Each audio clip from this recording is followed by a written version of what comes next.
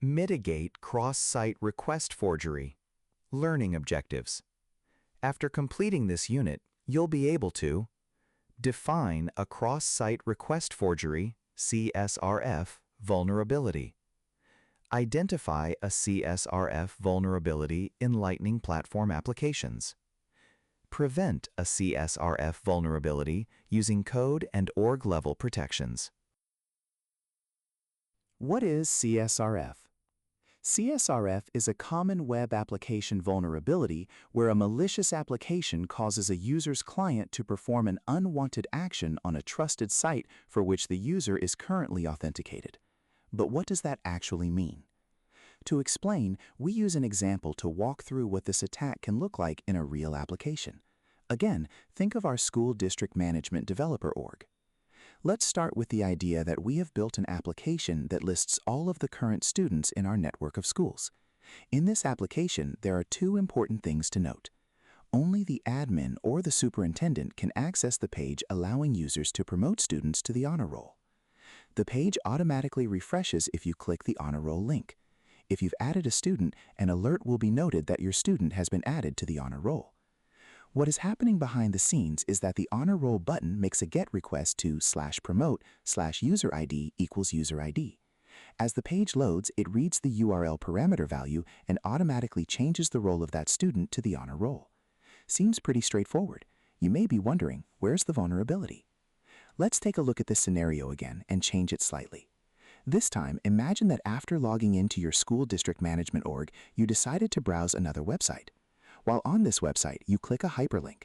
This hyperlink redirects to a link to www.beststudents.com/promote/userid equals 123. This malicious link is executed on behalf of the admin, your signed-in account, thereby promoting a student to the honor roll without you realizing it. This example is precisely what a CSRF attack can look like. The attacker got the user's client, the browser, to perform an unwanted action, the advancement of a student to the honor roll, on a trusted site, school district management app, for which the user is currently authenticated.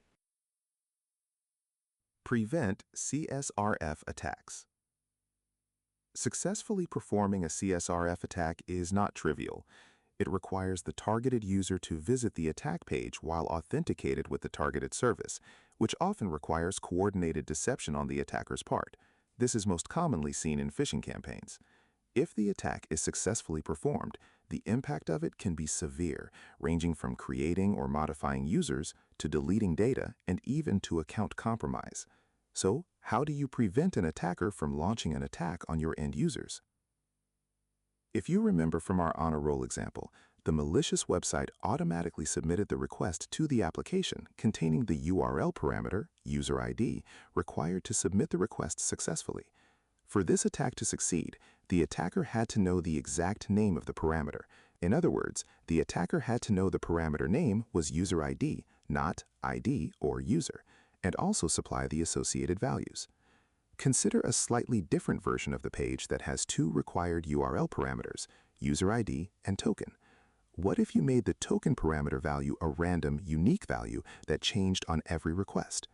This would make it next to impossible for an attacker to guess the current value, preventing the attack. This example is the most common prevention technique for CSRF. For this prevention technique to be successful, four things must happen. All sensitive state-changing requests, anything performing database operations, must include a token. A token must be unique to the request or user session. A token must be difficult to predict, long with advanced encryption. The server must validate a token to ensure the request originated from the intended user. Suppose all four steps are properly implemented by the server and calculated by the server. The attacker can't guess the current value of the token parameter and can't manipulate the user's browser into making the correct honor roll request to the app. The attacker sees an error and is unsuccessful. Use the Salesforce platform to protect against CSRF. Luckily, Salesforce includes out-of-the-box protections against CSRF for developers. By default, requests made against Salesforce resources have CSRF tokens attached. These pseudo-random tokens prevent the reuse and distribution of hyperlinks to protect privileged accounts from accidentally making state-changing requests that were not intended. Beyond this, developers of Lightning applications need to pay attention to how their code is structured to prevent CSRF attacks from occurring. The most simple forms of CSRF attacks use HTTP GET requests with state-changing parameters like getmywebsite.com change username equals Joe. By simply avoiding the use of state-changing HTTP GET requests, you can eliminate a large number of CSRF vulnerabilities in your code. When you reach out to a web API, use POST or PUT instead when state changes are needed. Several other mitigations can be put in place in your application to prevent CSRF attacks. When an endpoint is hit in your API, you can validate the origin header. The origin header is set on HTTP GET requests and specifies the URL from which a request originated.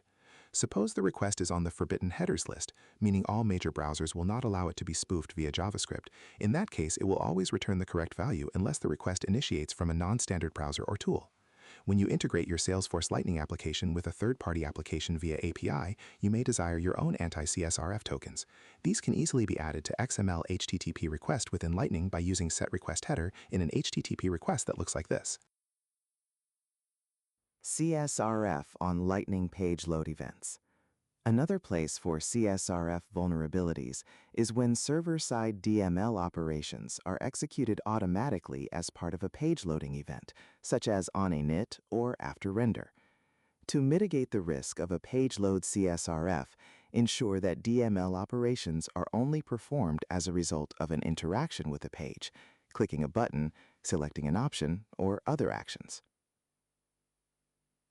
Now that you understand how to prevent malicious applications from accessing your users' clients and performing unwanted actions, you can ensure that the applications you design for the Salesforce platform are secure.